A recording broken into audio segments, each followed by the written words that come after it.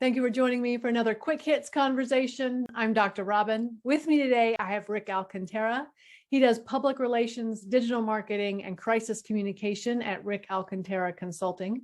I have Stewart Wiggins with Induna Advisors, where he offers fractional chief operating officer services and brings resources together to help scale your business. And I have Jim Tam.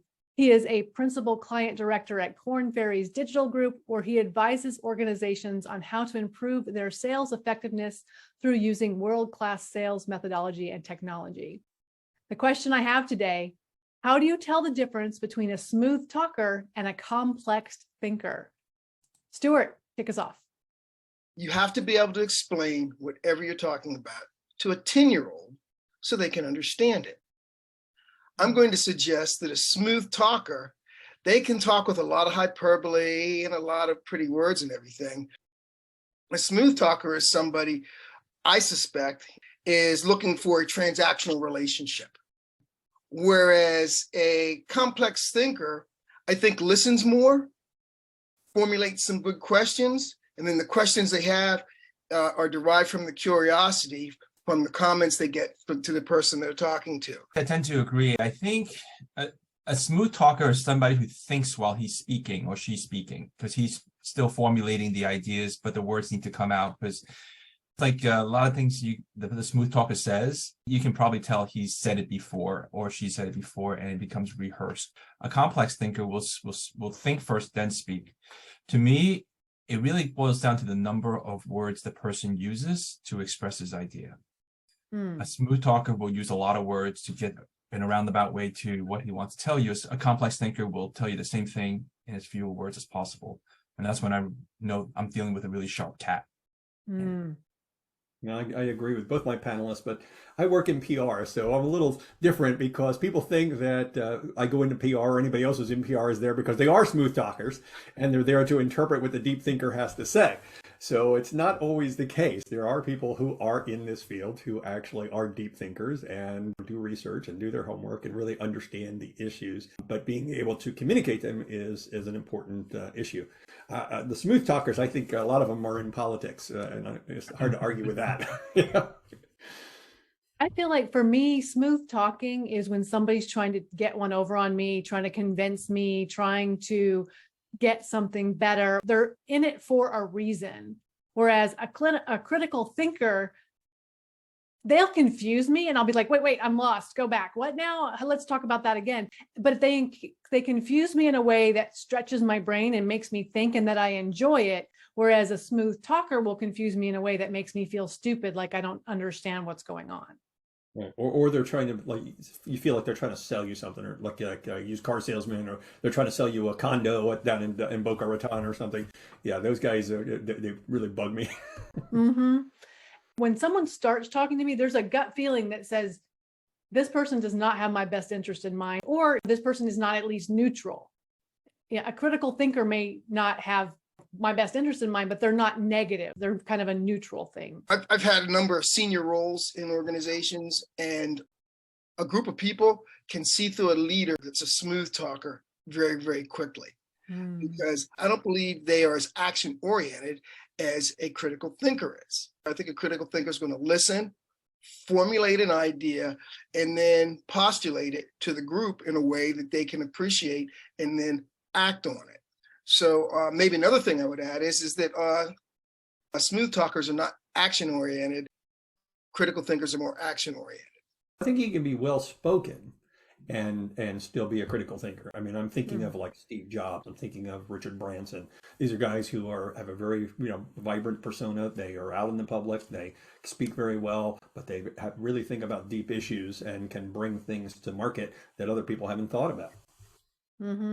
And I also think that a smooth talker tends to be more extroverted, while a critical thinker or complex thinker tends to be a little bit more introverted.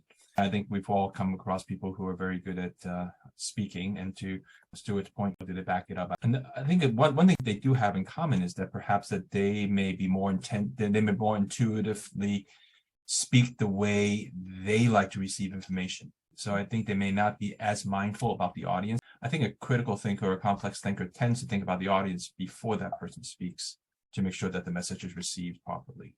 I find that a lot of times the industry or the profession that you choose has kind of an influence on that as well.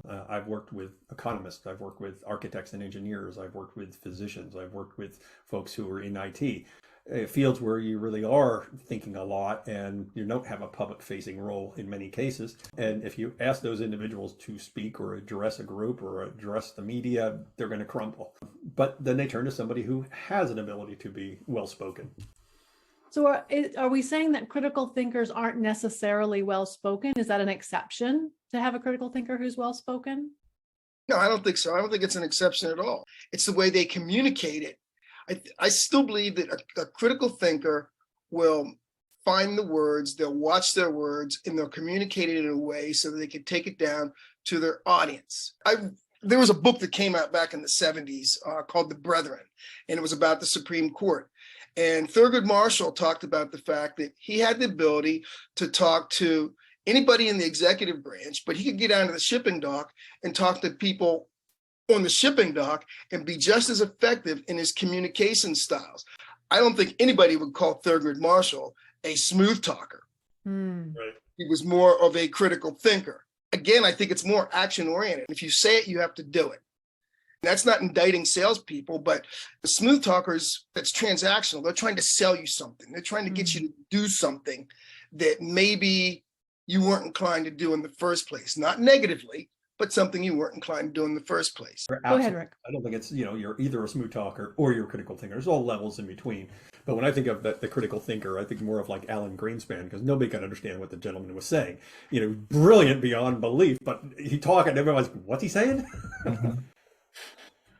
So I think what we can say, a smooth talker and a critical thinker are probably both reasonably intelligent human beings. And the question is more about intent. Are they intending to smooth something over, like get something over on you? Or are they just sharing information? Is that what I'm hearing you guys say? Yes. I think a smooth talker, you have to think fast. And to them, that's the number one goal. Think fast and then speak.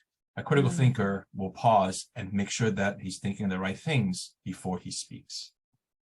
It's interesting. Rick made the comment about Allen Greenspan, and he talks on a subject that most people struggle with understanding. But because of his title and his expertise over the years, do you suddenly give him more credibility, even though you may not understand what he's talking about, only because he's got a proven legacy of success? And you say, well, yeah, he must know what he's talking about.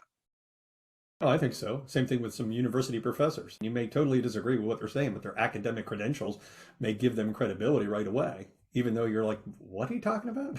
And then I think about the smooth talker. To me, that's Sean Spicer with his alternative facts. That's always, to me, the opposite end of it.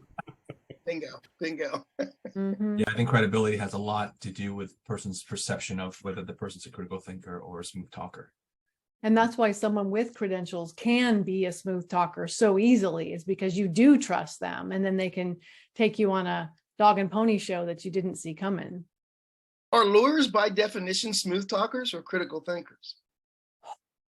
Yikes, that's a tough one. I guess it depends whether you're a trial attorney or not. You have to be a smooth talker, think fast on your feet if you're a trial attorney. But if you do research, maybe you don't need to be. You just need to get the facts straight. The only reason why I ask it, because I think that before you go into trial, you've done your research. So hopefully you've anticipated the potential obstacles that could come up.